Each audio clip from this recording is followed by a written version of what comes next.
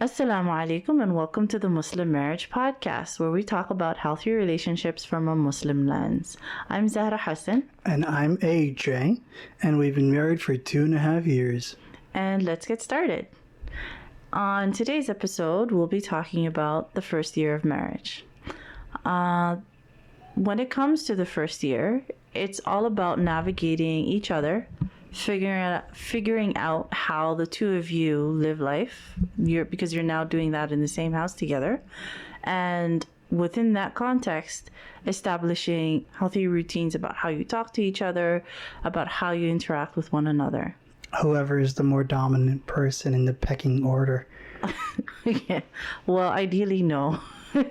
Ideally, it's In Shaa Allah, a partnership of some kind. It's not a competition, huh? No, the hierarchy. I mean, it's some. I've been going about our year for 2.5 years now. We have some changes to make. Yeah. When it comes to building a healthy marriage, it really comes down to two things: good support between the two of you when things are going well, when things are good, and healthy conflict resolution routines when things are challenging. So let's start by talking about the challenging stuff, the conflict resolution. Yeah, easily. Yeah. How many fights would you say we've had? Like knockdown, drag out? At least under 10. Under 10? Yeah. Oh, you're being serious. Yeah. Yeah, I think so. I would think under 10. I think so too. Like probably even under 5. Honestly, I can't. Alhamdulillah, I can't remember too many. Alhamdulillah. Alhamdulillah. So and even for the ones that we've had, we've developed like a really good habit of how we solve our issues. And definitely from my side, like when I see an issue happening, I'm like, okay, this is something that's going to require attention. We're going to have to talk this through. I don't feel any anxiety about that because I know that we know how to do that. Boxing glove in the corner. Okay. Yes, boxing gloves, but no, actually, no boxing gloves. We just go through our. I saw that could definitely be misconstrued. We just go through our healthy conflict resolution routine. We talk. Yes. Yeah. Yes. We talk. Yeah. What a concept. So if we talk about conflict resolution, there's generally two kinds based on my experience, right? Yeah. There is the types of conflicts where one or both of you are feeling triggered, and the type of conflict where the both of you are feeling calm. And your approach to how you're going to now address this will really depend on which one of these two that you're in. Yeah. Yeah, because if for example, you are feeling triggered, and that means that you have that heightened sympathetic nervous system is going, you're operating more from a fight or flight, you're feeling really attacked, and all of those emotions are going. It's going to be very hard to use the same rules that you would when you have a calm decision, like when you have a calm discussion to have. Yeah. Yeah, exactly. Easily. Yeah. What's the third thing? Fight, flight. Oh, sometimes they say there's actually 4. There's fight. Freeze. There's freeze. And there was a 4th one added called fawn. Where when you are having a difficult time and you go into that sympathetic nervous system, fawn is when you just start giving the other person all the things that they want. And you start saying whatever you need to say in order to get them to calm down. Surely that only... It applies to humans, right? Like, if a deer goes into fight or flight, it's not going to say, eat me, or something like that. No. It's interesting, actually. No, deer tend to run. Yeah. Ironically, they don't. Fawns don't fawn. Yeah. Yeah. But for the triggered state, when somebody's in the triggered state, I have a lot of clients who come to me and they tell me, we're having all of these fights, the fights will tend to be around household chores. That's usually what's most common, Seems like a big one. Yeah, he or she is not emptying the dishes. He or she, they feel as if that their spouse is not really pulling their weight. That they feel like they're contributing more to the relationship than their spouse. That's the most common context. And when this has been going on for a long time, and the person has either developed a wound associated with this repeated pattern, or they're coming into their relationship with a wound associated with this pattern, they'll be much more likely to get into the triggered state with smaller and smaller and smaller and smaller issues. So a common question is, what do I do when this happens? So this is something that we go through in detail with clients when we're doing the one-on-one coaching. There's a number of things that you can do. But for the sake of this podcast here, the first step is to recognize that you are in the triggered state, right?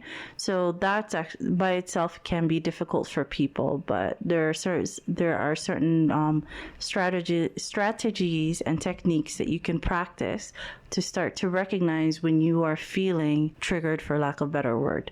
So after you recognize that you are in the triggered state, the next step is to de-escalate. The way to de-escalate, for the sake of this podcast, is just to tell your partner, I'm feeling a little bit triggered. I need a moment, and to walk away. And when you walk away, you do whatever you need to do to self-soothe. Many people find journaling helps. Sometimes people will do somatic exercises, like handshaking, right? Like if you're feeling a lot of tension inside of your body, to help you sort of release that tension and get back to baseline, you can do handshaking. There are some grounding techniques. All you have to do is type in self-soothing into YouTube or Google, and you'll get a very long list of strategies. Do you use any self-soothing? Yeah, you know what? Typically, it's just like sitting down in the room and just brooding for a little while. In your office? Yeah, no joke or anything like that. I know I make everything a joke. Yeah. But if I'm ever angry, I'll just sit down and just brood over it. Yeah. And then whenever I'm calm enough, I'll go address the person and say, hey, this thing that you did, I didn't really like. Can we talk about it? Yeah. They usually say no, and then I end up going back and brooding some more. When you say the other person, is it me? No. Oh, there's other people? You're very talkative. Okay.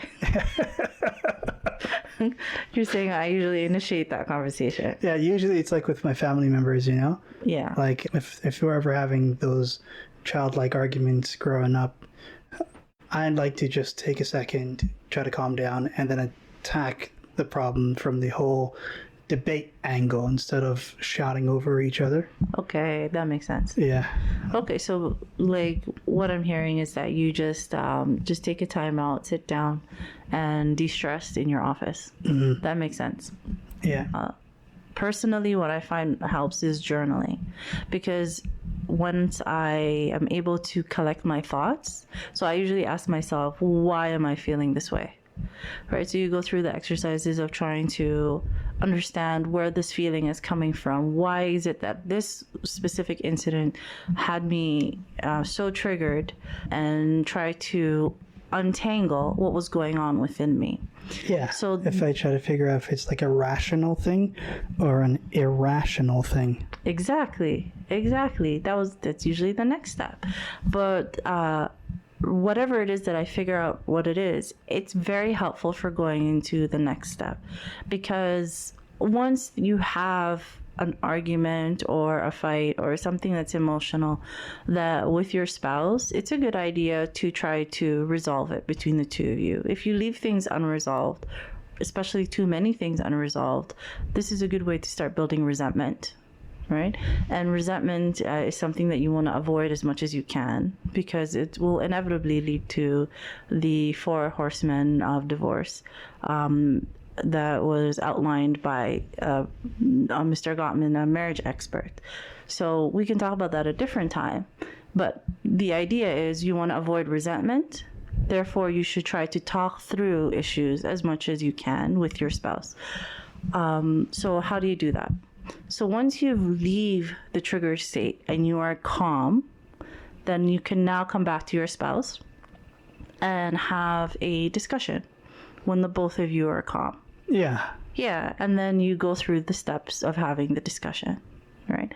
But before you have that discussion, earlier in your marriage, when you were both, at a time when you were both very calm, you ideally would have set up a safe space where these discussions will be carried out. For me and you, that's here in this office. The office, the office is a safe space. Yeah.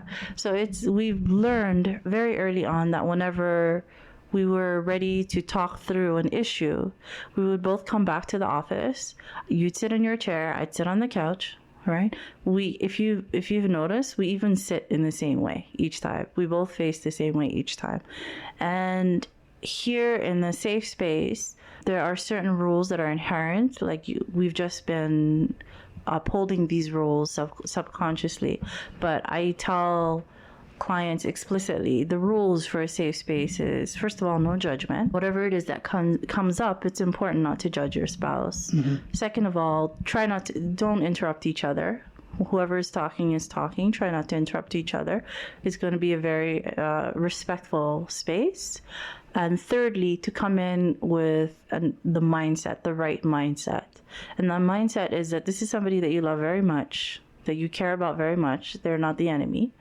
And whatever it is that's going on, the truth is you don't know why they did what they did or why they didn't do what they did.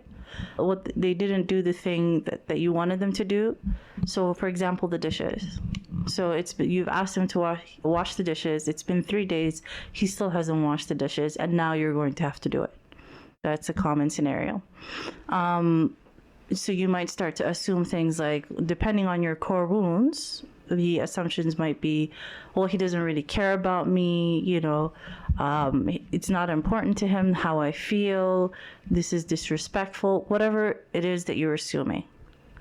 These are assumptions, right? You don't actually know why he did the thing that he did. And part of the safe space and part of the discussion is try to understand that so that you have a more accurate context for what it is that actually happened, rather than the emotional context that's based on the core wounds that very often we bring into the marriage that our spouse had nothing to do with. Yeah. Everybody has their own baggage. Baggage. It's not fair to just expect somebody to be able to read your mind and not trigger you. Yeah, absolutely. For a second, I thought you said badgers. And I thought that's brilliant. Everybody has their own badgers. Yeah. They come out fighting, guns blazing. They come out of nowhere. Yeah. Exactly. Yeah, definitely. And in the context of our marriage, I have that classic wound associated with security and things getting done the way that I think they should be done at the right time. And now I'm very conscious of this. So whenever I feel triggered, I find that usually that's the reason. It touched on that wound of it's not getting done the way that I think it should get done, and it doesn't make me feel safe. It makes me feel like something bad could happen. A lot of this is irrational and it's a me issue, right?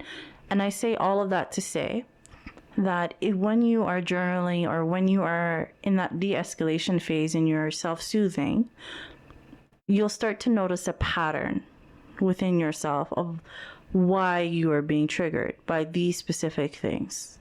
And if you realize that pattern is a you thing, in my case it's a me thing, that it's important for the sake of your marriage to start some sort of healing process, to start some sort of process to resolve that core wound or to try to reprogram that core wound. There are many, many different ways to do that. Sometimes therapy, sometimes self-learning. There are certain programs that I recommend to my clients that tend to work well. Yeah. But the idea is it's something that should be addressed on your own time so as to not complicate or not to make things more difficult in your marriage. You'll be triggered a lot less. And of course, the same is true for your spouse. If you start noticing a pattern within him or within her, then again, you might want to recommend and be like, hey, I feel like you're having an issue around this, and have that discussion. Why do you just have boxing gloves in the corner? That's weird. I feel like there's something we need to touch on here. The boxing gloves? Yeah. Yes. There are no boxing gloves? Not yet. Okay. It sounds like a threat. Okay. But That's what that is. And then so the next question comes about discussion. So when you are both calm, and you are in your safe space, established safe space, how do you actually talk things out? Oh, that's true. Yeah. Yeah. Because you don't want your safe space to become the war zone if you guys don't know how to talk within that safe space. Because in reality, if you guys don't know how to talk things out, you'll just get back into that same argument. You become triggered again. Yeah. And sometimes that does happen when you are in the midst of having a calm discussion that started out initially calmly. Somebody can become triggered, then you have to go through the steps again of de-escalating and saying, "Hi, I'm gonna need a few minutes where you step out and you step back in." So the steps for a discussion. The first step is to validate your partner's experience, because you want your partner to hear you. So whenever you're having a conversation with somebody that is a challenging conversation, the first thing that you do is to validate them. This is true for outside marriage as well. Like if you're at work or just wherever with your family members, your siblings, and you're having a difficult conversation, they say start with the positive.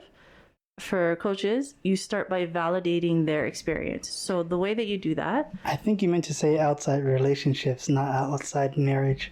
Oh, yeah, definitely. So not outside of marriage. Yes, no, In Shaa Allah, you stay with your spouse and there are no others. But, I mean, in other relationships other than the one that you have with your married partner. So what does that look like? So if we go back to the example with the dishes, you'll say something like, okay, I understand that you were very busy over the last 3 days. You were working overnight, working on such and such project, and you have been so tired that you didn't get a chance to do the dishes. So that's how you validate their experience, your best guess of why you think that they actually didn't do the thing. The next sentence is, but boy, if you don't start those dishes immediately.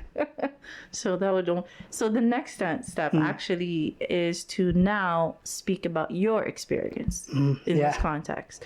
So you say, and I understand that's why you didn't do the dishes, but for me, whenever it takes this long to do the dishes, even though I know that you're tired, it makes me feel like that you're not really respecting me. Or it makes me feel like that you're not investing as much as I am. Whatever it is, the feeling. And your partner will almost always say, but that's not true. You say, yes, I understand. It may not be true, but that's how I feel. That's how I feel. Yes, because that is how you feel. That's the truth of the matter.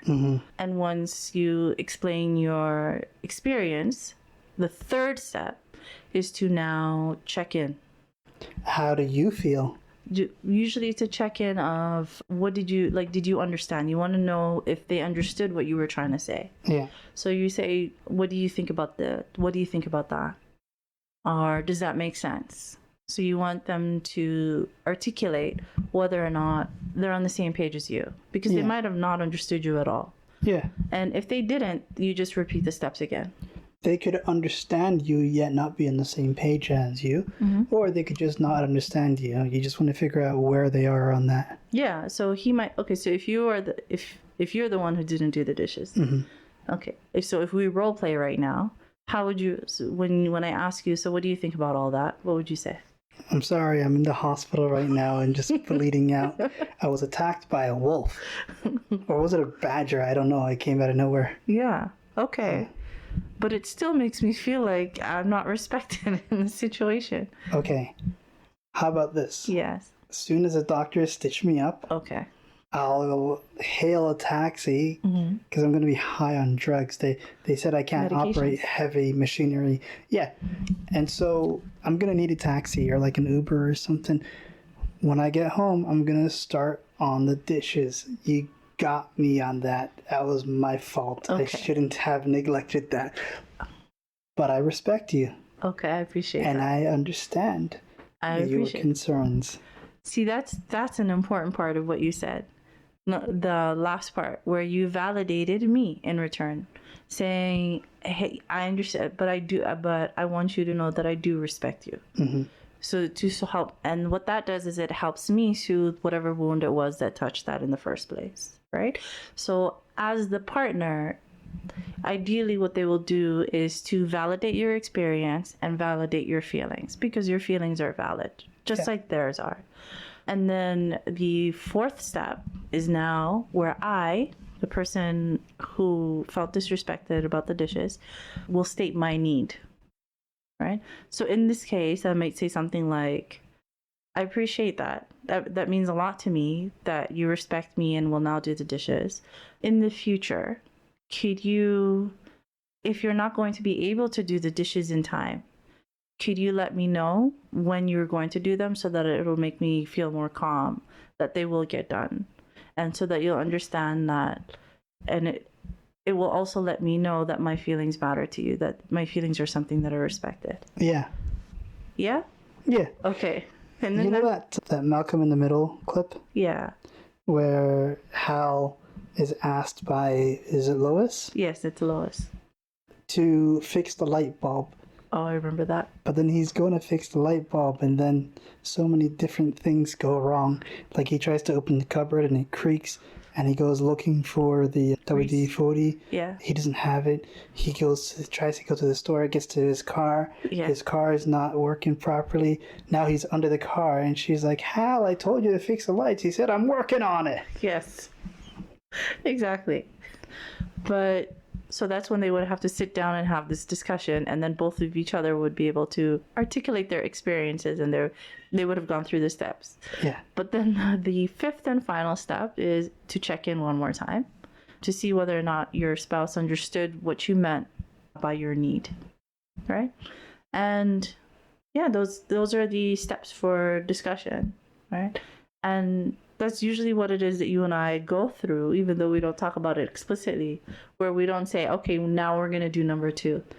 Now we're going to do number 3. But we do that. Yeah. Yeah. You're usually the one that leads the conversation because you know the steps, right? And I'm just there. Yeah. You do a good... See, even right now when we were having this conversation about the badger, you just naturally did the thing. So it's, alhamdulillah, it's important to have a spouse who wants you to be okay, who's invested in trying to solve the problem with you rather than to win the fight. Because part of when we come in here to have our discussions to solve issues is that we both have the understanding that neither is out to get the other, and that our goal is to fix the issue and not win the fight. Has there ever been a fight where you wanted to win? Or like, I need to be right here? Yeah, the firefighting one. Okay, there was one. Yeah, that was the most recent one. Yeah. Because I genuinely thought people's lives were at stake. Yeah. Because we smelled smoke in the air. Or do you want to explain what happened there? Did you just explain the whole thing? Yeah. We smelled smoke in the air. Yeah. Right? And I was remembering what happened last year with regards to the wildfires and everything. Yeah. Right? Mm-hmm. And it was a huge ordeal, like multiple days. And so I wanted to call the firefighters just to get them figure out where this is. And you said, no, let's not do it because they're going to think that we're like, what's the term you used? False flag or something? False alarm? False alarm. Yeah. And then they're going to just like ban our house whenever we call them in the future. They're going to be like, nah, these guys called too many times. Let's not do it. Yeah. We're not going to come out. And I said, people's lives could be at stake. I gotta do it. Mm-hmm. And then you were saying no, but I was saying yes, but you were saying no. And then I got irrationally angry. Yeah, you did get upset. Yeah. And I said, no, I'm going to do it. And then you said, okay, well, if you want to do it, go ahead and do it. Yeah. And then I said, okay, I'm not going to do it then. If you're not on board with me, I'm not going to do it. Oh, I'm sorry. And then a couple minutes later, our sister, she went out. Yeah. And then she confirmed. She said, yeah, it smells like it's coming from that way. Yeah. And I said, I'm going to call them. Okay. And he said, okay, well, if you want to call them.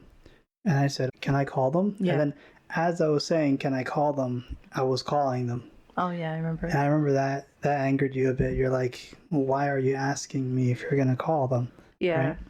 It made you feel like you weren't No, it made you feel like you weren't, your input wasn't respected in that case. But I did end up calling them. And they came by and they said, yeah, we've been fighting a wildfire that started yesterday. That's what you smell is just the wind shifted. But it wasn't a big deal because they already had it under control. Yeah. But you were right. I don't regret calling them, though. Like, whenever I smell smoke, I'll give them a call just to see what it could be. No, I learned that you were right to call. That is good policy, especially the fact that there are so many wildfires here.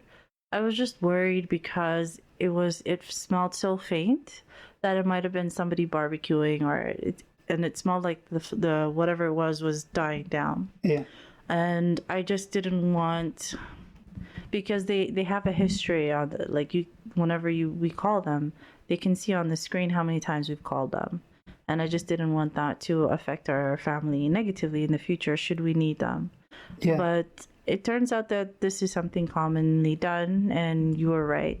But when you were calling them, and then you were asked, and then we were in the middle of our discussion, honestly, at that moment, I felt triggered. Yeah. Because I was like, okay, then if my opinion doesn't matter, then why are we having this conversation? So that's why I had to do that de-escalation and just sort of move away. Yeah. After all was said and done, I came up and I apologized. Yeah, you're a sweetheart. Like, in this case, to be honest, I think it was me. I was the one who was in the wrong. You didn't actually have to apologize, and I appreciated that you did. But it was a good example of a place where we both disagreed, but it worked out. And in the future, God forbid, if we smell more smoke, I'm just gonna go in my room and journal. You call whoever it is you need to call. We'll handle it that way. Perfect. Yeah. Okay, so that's triggering and de-escalation and the discussion.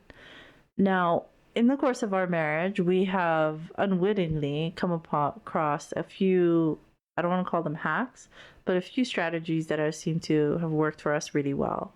The first one is that phrase of, this is my 100. Yeah. Yeah. This is my 100. Yeah, where in the very beginning, I think it was the second month of our marriage. Yeah. After our first fight, the one about the smoothie, you remember that one? Yeah, crazy. Yeah. So after that first fight, we're like, okay, we need to come up with a system for how we're going to deal with this. We decided that whoever wanted it more, like if they felt like I really need this to work out my way in the moment without having a discussion, you just say, this is my 100, and the other person just has to back down. Yeah. Yeah. And I feel like that was something that worked out really well for us. We only used it the one time. The one time, yeah. Do you remember? With the smoothies, was it? No, it was the lamination. Yes, the lamination. Yeah. With the cards. The health cards. I feel like we had more fights than we remember. We're remembering. There were small fights, though. That's the thing. Yes, alhamdulillah. But during where we are at, the health cards are something that have to be laminated. And I wanted to laminate them one way, and you wanted to laminate them another way. Me, with my core wound of things having to be done right, especially when they're associated with the state, I was really worried that if we didn't do it the right way, that it would somehow affect us negatively. So I was just in a triggered state, and I said, listen, this is my 100. And you just backed down and you said, okay, I'm gonna let you have this. Yeah. Yeah, and I appreciated that. Again, it turns out you were right. I'm sensing a pattern here where the way that you wanted it done was actually the way we were supposed to do it, because the first time I went to an appointment after that, they said, why did you laminate yours this way? And I said, okay, we're not going to go through this. Just take the card. But so again, you were right, mashallah. Another strategy that we found works for us, because for context, we live with my sister and her son, so our nephew, my sister and my nephew, who you can hear in the background makes random cameos sometimes. Sometimes, yeah. Yes. But because we are living together in the same house, we try not to have any kind of fight or disagreement in front of them. No visible arguments. Yes, we need to keep up this front for legal reasons. But in order to avoid having those arguments, and when we see it's going back down that road, we just look at each other and somebody will say, let's discuss this later. So when we were talking about before, de-escalation techniques, so walking away is one. The one that we found works for us is whenever I feel triggered or you feel triggered, we just say that line of, let's discuss this later. Yeah. And that gives us the space to go and self-soothe and calm down and do all those steps, and then come back into the office and then have the discussion and do all of those steps. Yeah. It's very effective. It's been helpful. Yeah.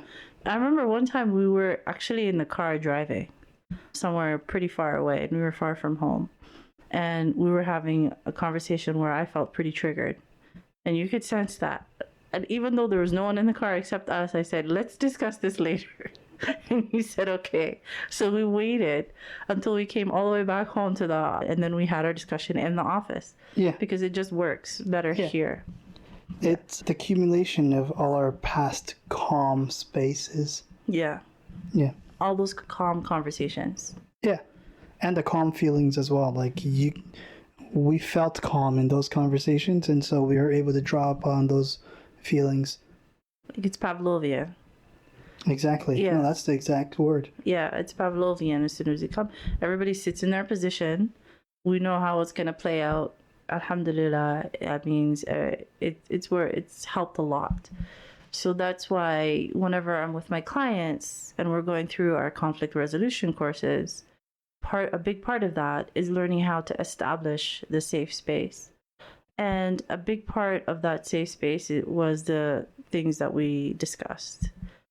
But in addition to that, and as part of establishing your safe space routine, is to talk about what it is that you want when you feel angry.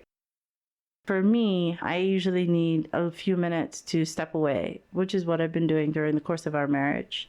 And why it was helpful to have that discussion then, or to have that information, is so that whenever I step away, you understand it has nothing to do with you. It's just me needing to go and gather myself and consolidate the information and make sense of it. And when you have that conversation with your partner and you each know what you're going to do during that situation, it keeps everything a lot more calm.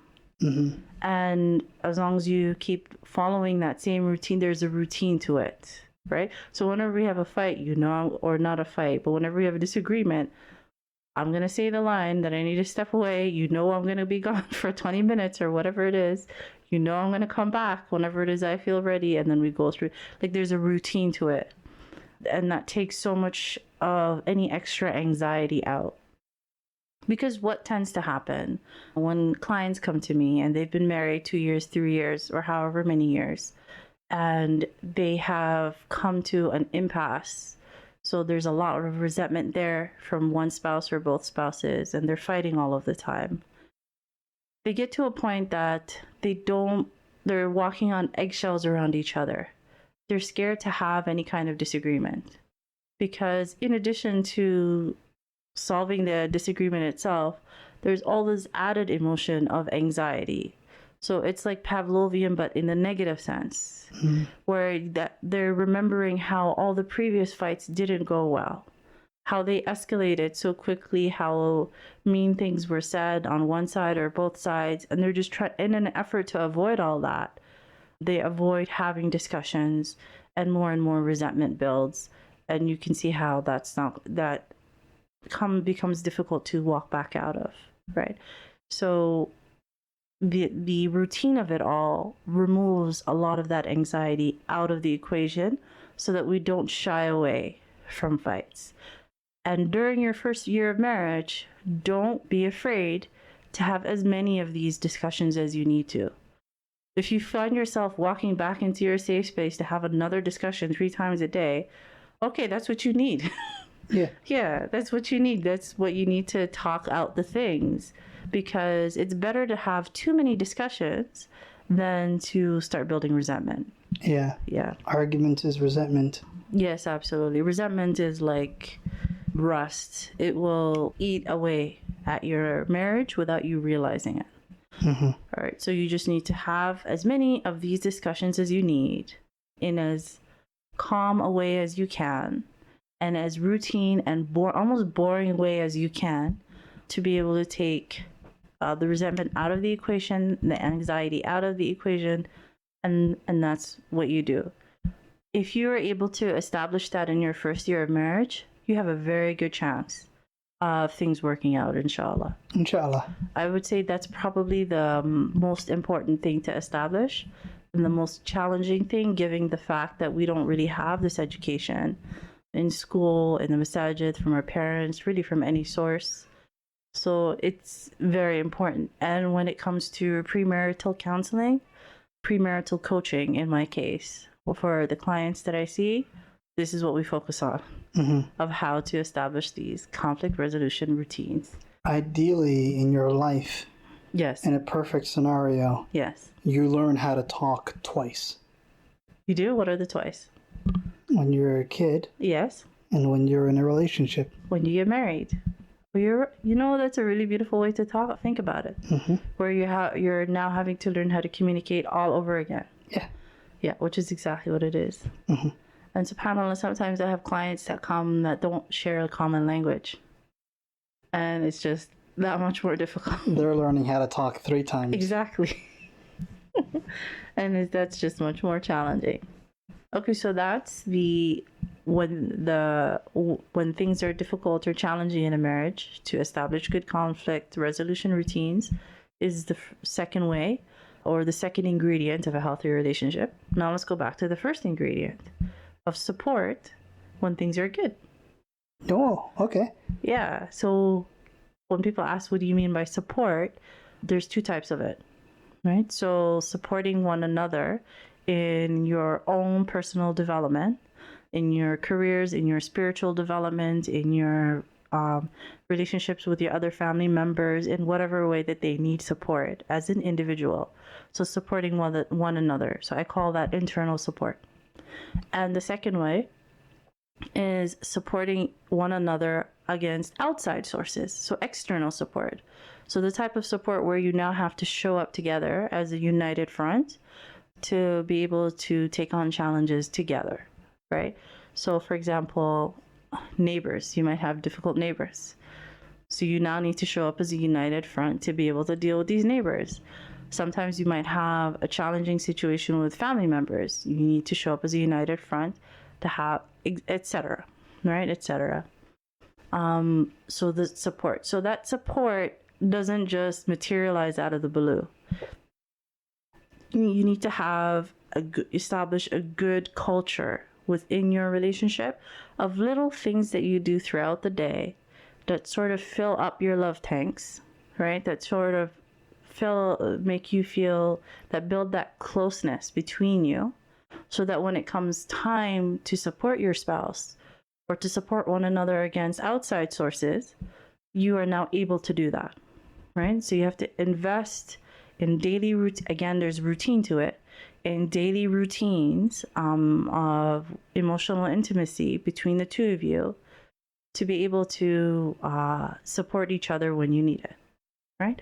So there's an infinite number of ways to do that daily routine, right? There's an infinite number of techniques. If you type into Google ways to become closer, your habits that'll help build closeness in your marriage, or habits that build emotional intimacy in your marriage, there's like literally thousands. There is as many habits as there are people, because they will be unique to your relationship. Yeah. So let's give a few examples of habits within our relationship. Okay. So we have a handshake. We do. It's very corny, but I love the fact that we have a handshake. Yeah. Do you want to explain that? Yeah, it started out with like a 3-step handshake. Our last anniversary, we just said, hey, you know what? Let's start this handshake. And each anniversary, we're going to build upon it. Yes. Right? This most recent one, we had added one extra. Yeah, you're doing it And- now. Yeah, I was about to initiate the handshake, and then I realized they can't see. Yeah. So, we're thinking 50, 60, 70 years into our marriage, inshallah, Inshallah. we're going to have a super complex handshake that only we've memorized. Yeah. And whenever we initiate this handshake, it takes 30 minutes of our day. We're going to be thinking, why are we doing this? But by that point, we'll have too much time on our hands, Yes. you know? So, like, the handshake's amazing. Yeah. It's so cool. I think I added the last step, so next time it's going to be you that's adding a step, no? I think so. Yeah. Yeah. I don't know what I'm gonna do, but it will involve several steps. Whatever you do will help. It could only involve one step. Yes, it's true. Okay, it'll involve both hands and probably a foot. We'll figure out something. Okay, we'll figure out something. It's Something going to be complicated. sick. It is, inshallah. Inshallah. No pressure. But I like it's something small, but again, because it's something that's just between the two of us, it helps to. It's like it's glue, right? It's those one of those little glues that builds in and maintains that emotional intimacy between the two of you. And again, this is something that you talk about when you're in the talking stage, because the ways in which that you do these little habits is going to depend on your love languages. And it also depends on your attachment style. And when I say attachment style, it means how much emotional intimacy are you comfortable with? And how much is your partner or your spouse comfortable with? So one of the questions that you ask about that many people forget to ask in the talking stage is, how much affection are you comfortable with giving, and how much affection are you comfortable with receiving on a scale of 1 to 10? And you really want to be moving forward with somebody who matches you, because a very common scenario that clients come to me more often, because all my clients are women, right? So female clients or women clients come to me is, my husband is not affectionate, or at least not as affectionate as I need. He's not able to meet my needs. He's not comfortable with saying things like, I love you. And that lets me know that her love language might be words of affirmation. Yeah. Or he's not comfortable with holding my hand. My love language might be physical touch. Or he doesn't really buy me flowers. Her love language might be gifts, and so on. So you really want to be with somebody who is in line with your being able to give affection to a degree that you need or you are comfortable with, and vice versa. And you also want to be aware of each other's love languages. Yeah. Like, I know what your love language is. Oh, yeah? Yeah, definitely quality time, 10 out of 10, 100% quality time. Because one of your favorite things that we do is, in addition to just like watching random things, is for me watching you play. Yeah. Yeah, because when you're done work and everything, you sometimes like to play video games, and you just light up when I'm sitting there and I'm watching you. Mm-hmm. And I literally cheer you on. Yeah, I feel like I'm a good cheerleader. You are. I appreciate that. You do better, I feel like, when I'm here.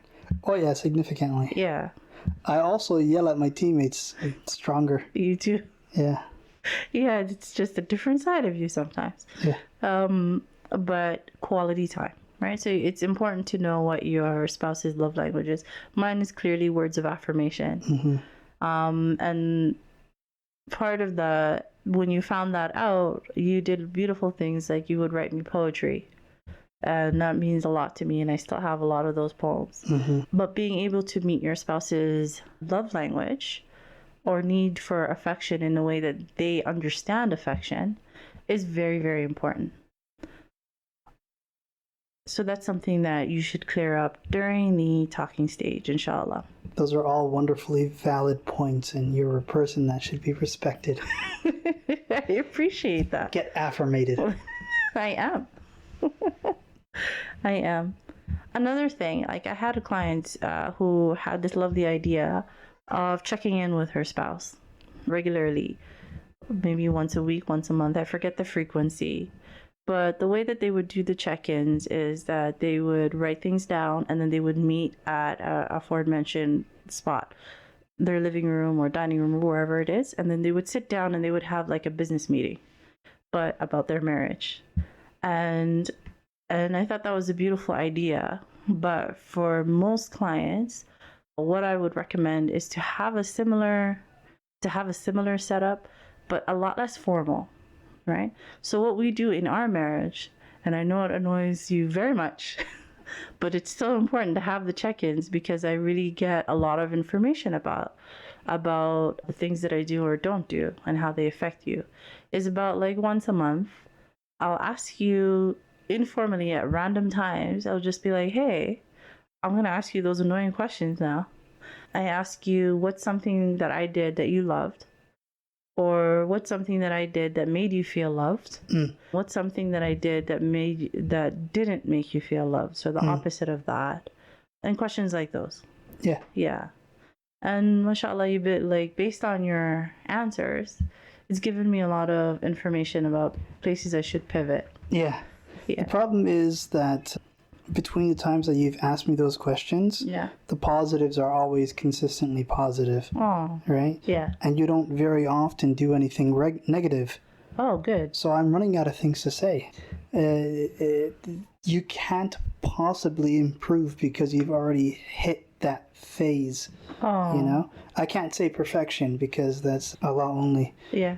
But you've gotten close to it. I appreciate that. Jazaa K'Allah Khayr. But I think of it closer to like a business meet. Like if you had a company and you had like check-ins once a month, right? Yeah. The answer to the check-in is everything. Would you be like a business partner, or is this me evaluating an employee? I can answer in both regards. Okay. Would you want me to give both answers? In both answers, yes. My principal rule. Oh goodness. We're gonna come back to that. Okay. I think we lost our surprise a couple subscribers. I can feel them clicking the button. If I were to evaluate you as a business partner, yeah, I would immediately make you CEO. Oh, right? I appreciate that. Like if this was a board, okay, I would buy out the other members. Okay. And then just transfer ownership to you and be like, why haven't we been doing it this way this whole time? Yeah. If you were my employee, yes, I would vie for the CEO position and then transfer it over to you. Because why haven't we been doing that the whole time? That means a lot to me. I appreciate that. Jazakallah khair. But yeah, so I'm just gonna because you know that words of affirmation is my love language. There you go. And now I have it on recording. Thank you. But for the sake of what we're talking about, it really is helpful because I don't remember specific instances because we've been married for some time now. But I remember in the beginning, the answers that you would give me would let me know that this thing that I was doing is actually kind of annoying and I should stop doing that. And I did. I hope I did. In Shaa Allah, I did. Or this thing that I'm doing is something that's really great. And I didn't notice that it was something really great and I should do more of that. And of course, your spouse is answering the same questions for you so that they also have that information. Yeah. Yeah. Because when you are in your first year, this is somebody that whatever way that you felt during the talking stage, however it is that the two of you felt, let's just say like it's full Romeo and Juliet, just like the maximum level of feelings that could be felt during the talking stage. Once you are married and you are now sharing a house and a rent, you're now having to come up with rent together and you're sharing all of these responsibilities and you're now tackling on life. Whatever you felt during the talking stage as compared to what you feel about each other now is like a drop in the ocean. It's non-existent. It's like you were just playing before. Yeah.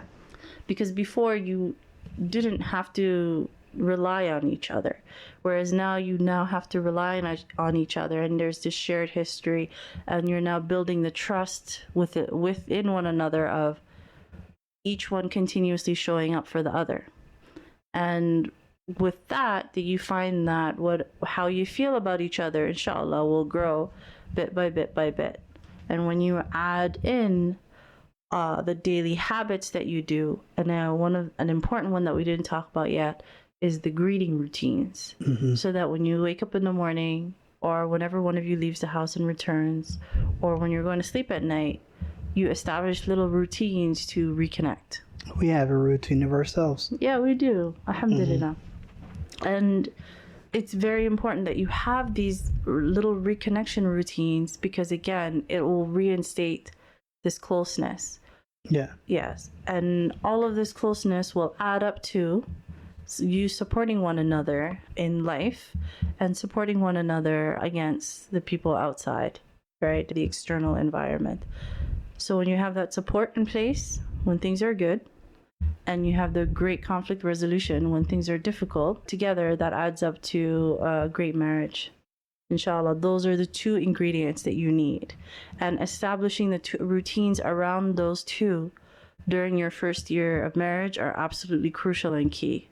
And whenever I have clients who come to me after 6 months, after 7 months, whatever, under a year, I can pinpoint that the issues are usually rooted in one of these two not being established. So the most common reasons that clients come to me after a year or under a year who are ready for separation, divorce, etc., it's because they don't know how to fight properly yet. Right? They're just triggering each other's wounds and entering these vicious cycles that are hard for them to de-escalate. Or they have these big issues that they haven't figured out how to talk through without once again triggering each other. Yeah. And resentment building. Or usually the woman will come to me and say, he's not affectionate, he's not meeting my needs. And the need for affection is not something that should be ignored in your spouse.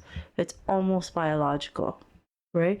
It's almost, it really determines the difference between feeling okay and feeling really not okay and anxious, and you're in that mind space of, well, why did he marry me? Why? So meeting each other's needs for affection, that support is missing. And I think that's a very good summary of the first year of marriage. It's a wonderful first year. Alhamdulillah. Alhamdulillah. Like for the brothers, like to hear from a man, inshallah, the brothers who are in their first year of marriage, what would you recommend that they do from a man's perspective? Two primary things, really. Yeah. The first one is really important, the whole establishing routines, right? Specifically, the nighttime routine. You want to set up some sort of like phrase before you guys go to sleep. Is something that you say every time you guys go to sleep, right? Like you and I, we have that phrase where we say, I love you, good night, assalamu alaikum. Yes. The reason why we say assalamu alaikum, it's obvious. Yeah. A little morbid, right? Yeah. But it's the last thing we want to say. If one of us were to pass in the night, we'd at least have said assalamu alaikum to the other. The other two, right? I love you, good night. I love you, good night. Yeah. Assalamu alaikum. We had an argument once. Yes. That actually was not resolved. Yeah. Right? And we were about to go to sleep, both of us, in that state of like anger or frustration. Yes. And we went to sleep without saying our passphrase. And we could not fall asleep. We were in bed tossing and turning for like 30 minutes or an hour. And we gave up on trying to sleep. We turned to each other and we decided to talk it out. And that was wonderful. That was a byproduct. Right? It wasn't something that was intentional. We just could not fall asleep until we spoke with each other and we calmed each other down. We came to an understanding. We were able to say, I love you, assalamu alaikum, right? I love you, good night, assalamu alaikum. And then we fell asleep immediately. It was perfection. Okay. Right? The second thing for men, no matter how masculine, how tough, how much testosterone you have, don't be afraid to say I love you to your wife, right? Because it's the one person that you should be comfortable showing your tender side, right? It's the one person that keeps your secrets from the outside world. So no matter if you're trying to have this tough guy act, this machismo, right, persona of yours, or even if you are genuinely just a tough guy, eat nails for breakfast, right? Drop it. You're not supposed to be a tough guy in front of your wife. Yeah. Who are you trying to tough? Is she going to hurt you? No. She's there to help you. She's there to heal you. Yeah. So don't bring up any walls against her. And tell her that you love her. Don't be shy, right? Say, oh, you're beautiful this morning. Oh, you're beautiful. If she tries to pick up a fight with you and she says, what do you mean? Was I not beautiful last night? Yeah, that was literally my next question. Exactly. See? Huh? Yeah. You know your wife, right? Yeah. You say, every time I see you, you're more beautiful than I saw you last. Oh, there you go. Sha Allah. I'm saying your beauty so far surpasses you today that I forgot your beauty last night. That's so sweet. Jazaa K'Allah Khayr. Honestly, I think that's very good advice. And if people are able to heed that, because again, one of the most common reasons that people come to me on the verge of divorce in the first year is exactly what you mentioned in the second one, where the woman is saying, my husband is very distant. He's not really affectionate. He's not really showing me that I don't feel loved by him at all. I don't know why he married me. Like that scenario is very common, and I would say probably the third most common reason for divorce overall that I see in my practice from the Muslim community. So it is not something small, and I definitely would agree with everything that you said. And I remember when we were first married, when we were having these conversations, it's something that you told me that you had to learn, because we're both divorced, previously married. Yeah. So I remember you explained that after your divorce, this is some information that you had learned and had actively tried to reinstate in your marriage to get with me.